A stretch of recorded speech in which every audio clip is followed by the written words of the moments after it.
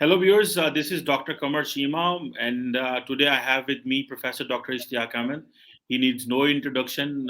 He is a scholar, writer. He has been writing extensively on South Asia, on India and Pakistan. Thank you very much, Professor Dr. Ishtiaq, for your time for my new English YouTube channel. First of all, congratulations, and I wish your English uh, language channel great success because it is badly needed. So, uh, I'm very hopeful that this will uh, help present the current situation in Pakistan and in the region most effectively. So, I'm at your disposal. We can begin the discussion. Thank you very much, Professor Sahib, for kind wishes, and I'm sure our viewers will like these discussions and will do subscribe and appreciate this academic discourse at this space. So, Professor, the first question which I want to ask you is. You have written a lot on history. You have written so many books. You have written on South Asia, on India and Pakistan.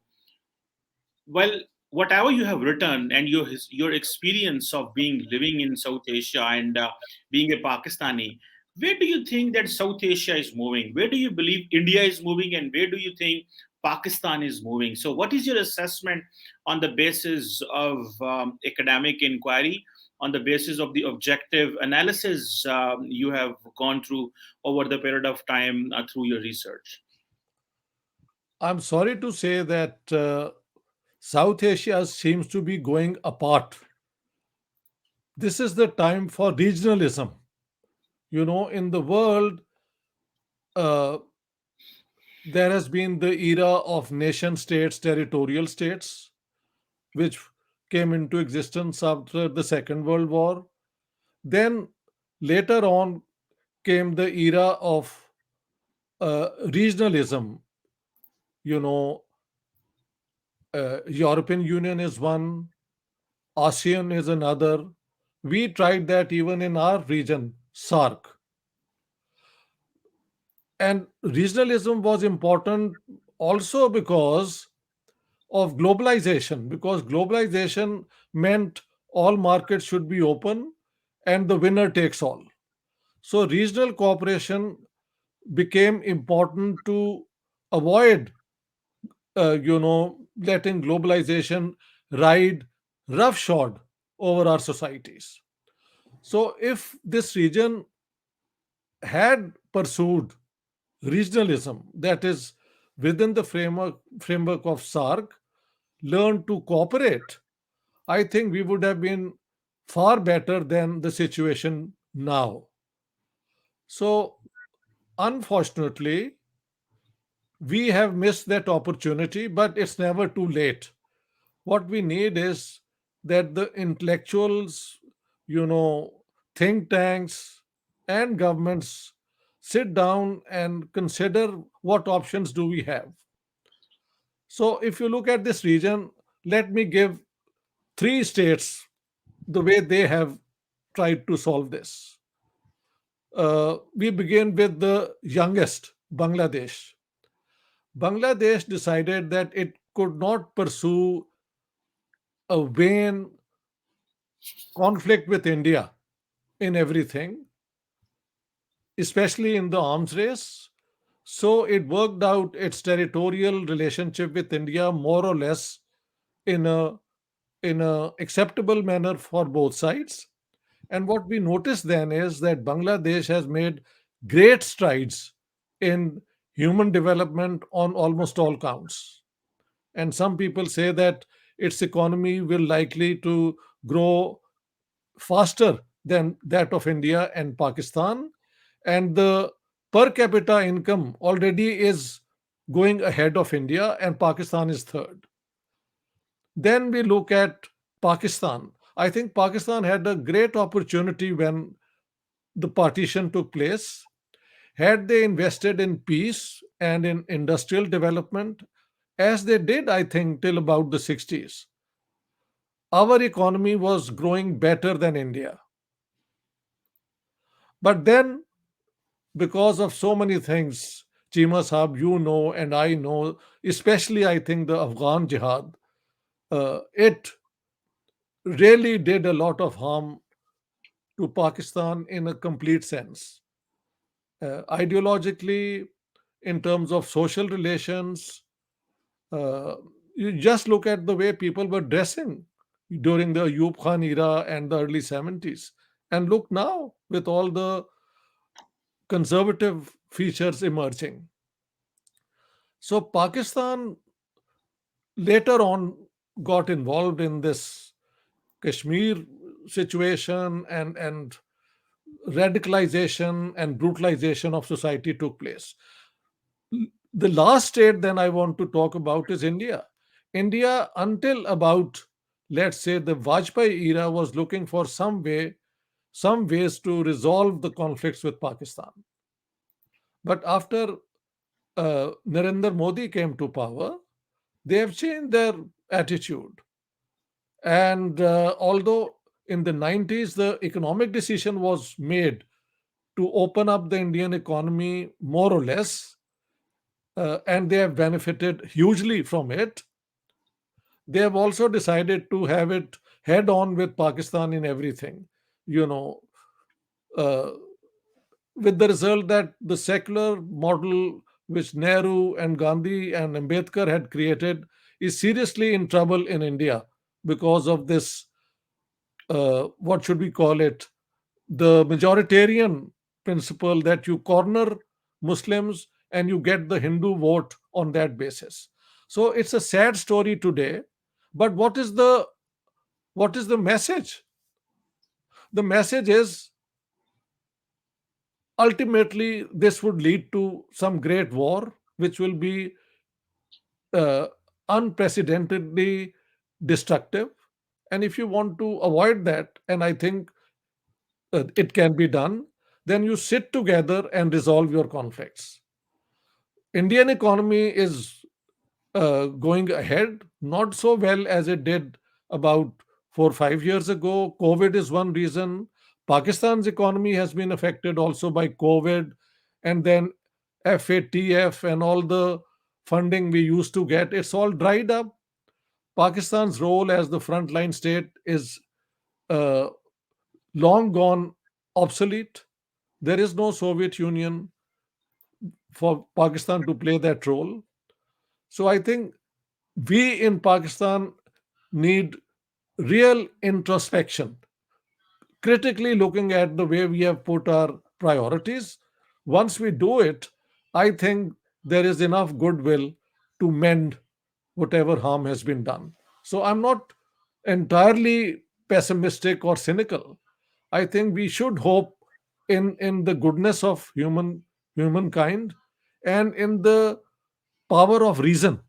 If you apply reason objectively, what is in Pakistan's best interest? Build peace in the region, promote your economy, and go ahead. That's fine. Obviously, promoting economy, and that's the only way we can go ahead. Well, Professor, I want to take you back where you referred to Bangladesh vis-a-vis Pakistan, and you said that the Bangladesh didn't go for any kind of a conflict.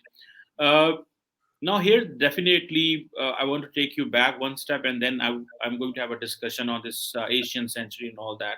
Okay. So, do you think that Pakistan did have a choice not to be a security state in the last 75 years, particularly even if we forget what happened during the jihad and the Cold War.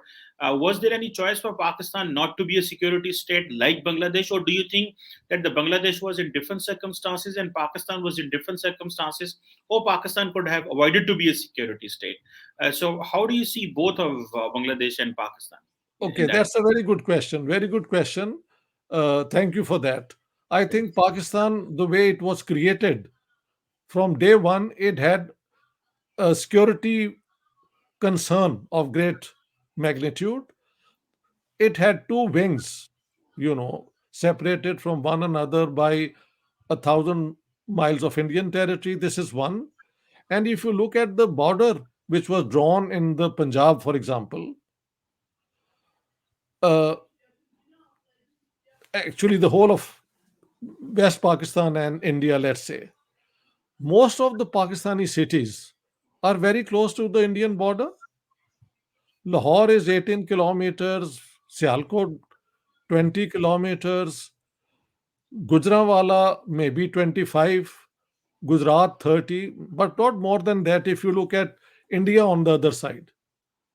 So, for such a state, a huge state with a very long border, and then with the Kashmir dispute, you know, aggravating such a relationship, Pakistan was bound to be security conscious. But that does not necessarily mean that security conscious states cannot build democratic institutions and prosper. The best example is Israel, with whom I think we are now going to mend our relations. From day one, its survival has been at stake because of the way the Arabs look on the creation of Israel. They created a security state, very strong army. Many of the politicians have come from the military, been elected prime ministers and so on. But they have simultaneously seen to it that they maintain democratic institutions, elections, and so on, and have invested heavily in technology and of all sorts, developmental, and then, of course, even in the armament industry.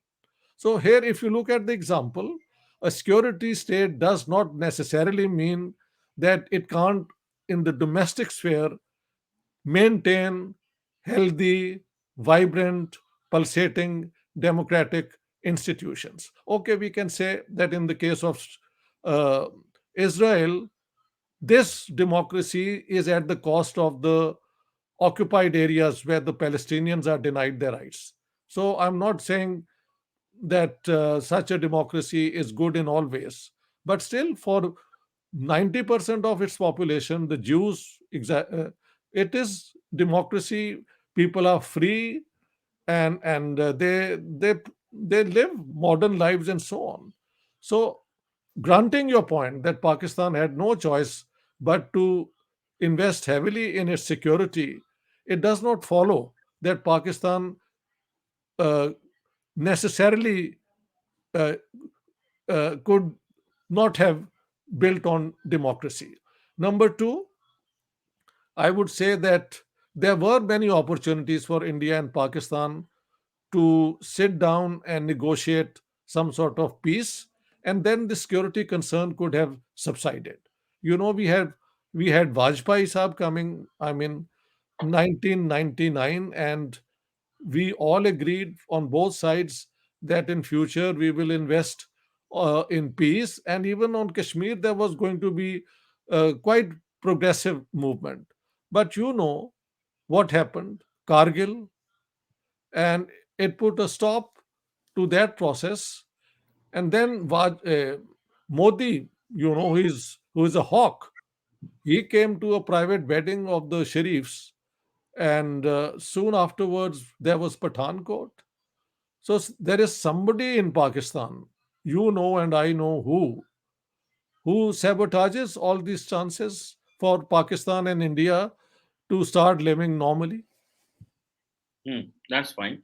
Well, Professor, moving forward, the next question which I want to ask you is that there's a lot of literature which is being written, and that literature is about Asian century.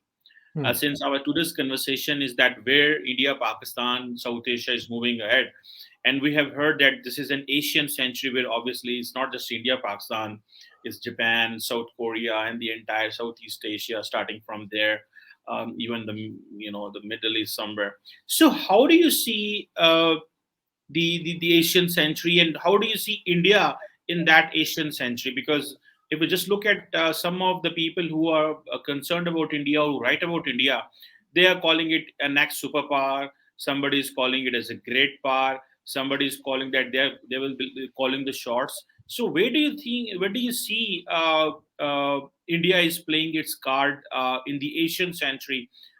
which is being crafted, or which is on the cards, or which is being discussed by everyone in the developed world? Uh, First of all, I would say that there is a fact.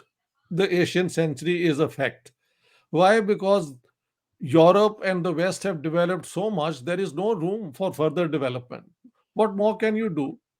Consumption society at its highest level has been experienced. So, if there is any area, there are two regions which need to catch up. One is Asia and one is Africa. Of the two, Asia has many advantages. Africa would be the third, I think, continent to catch up.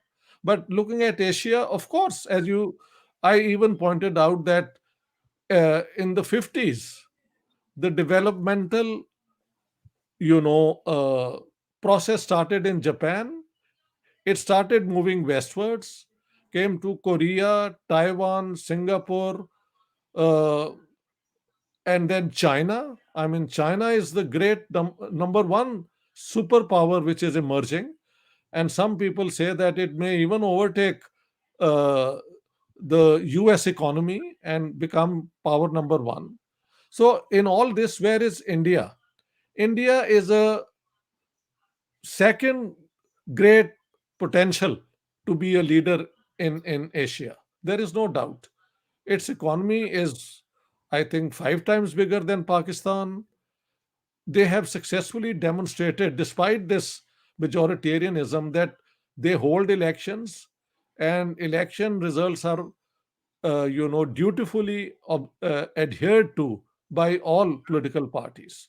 So, from the Western world sort of thing, if China is a case of an authoritarian modernizing Asia, India is the alternative to that. It's a democratic, secular state modernizing and as a balancing factor for China.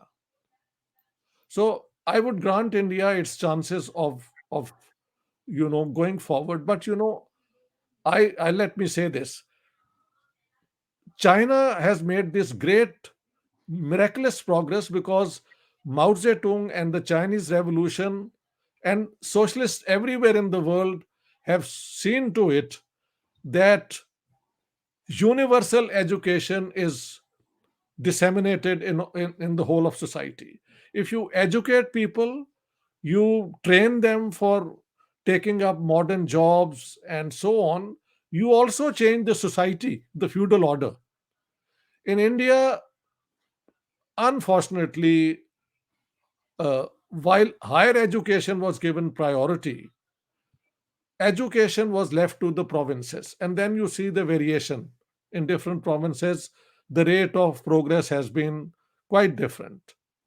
So, India must, I think, go for a second revolution now. That is to give modern, rational education to the people at the bottom.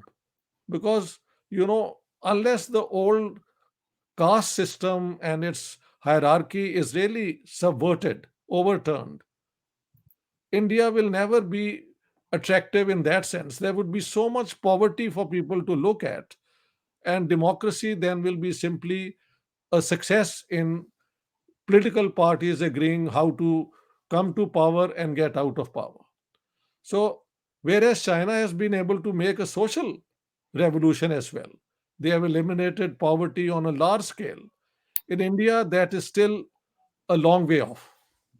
But India definitely is, after China, the second candidate for being a winner in the Asian century. I think Pakistan actually also has a great potential. I'm coming to that point. Well, Professor, Pakistan has decided, obviously, not to talk much on that, but Pakistan has decided to be partner with the Chinese in coming years, because what Pakistan's perspective is that the Western powers are not taking into consideration the security threats, or not taking into consideration the needs of the Pakistan.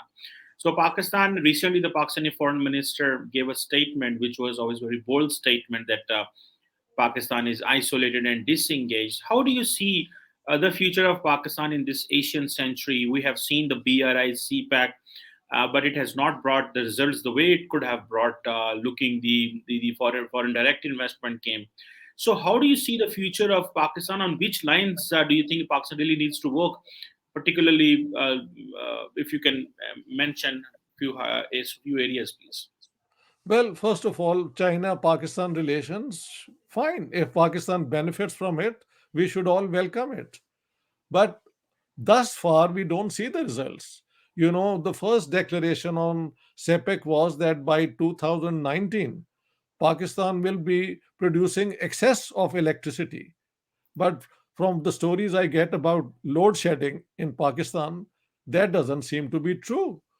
So CPEC is not delivering what was promised.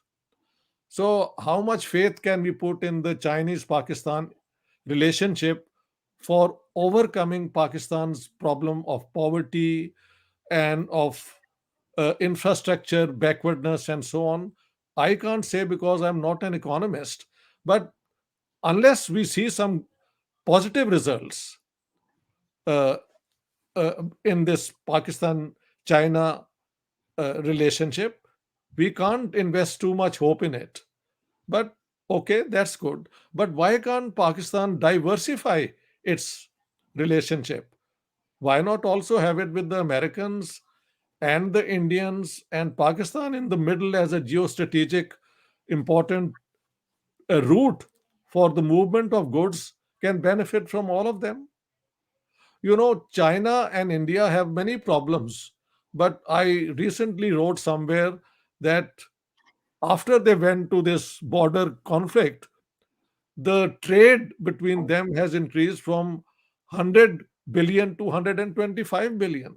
Yes. So, if you look at these things, China, in its own interest, behaves very differently than Pakistan defining its conflicts.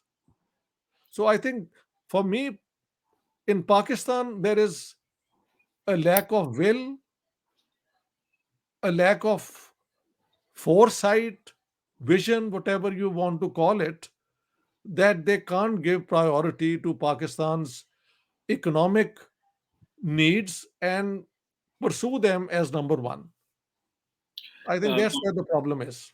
Yeah, this is one of the problem you have rightly mentioned, because most recently Pakistan's former foreign minister Shah Mahmood Qureshi mentioned that from geostrategic moving we are moving towards geoeconomics, but still we have to see the actual results and actions, so that we can actually rationalize that idea and move in a direction which really gives lifeline to Pakistan's struggling, staggering, and dwindling economy.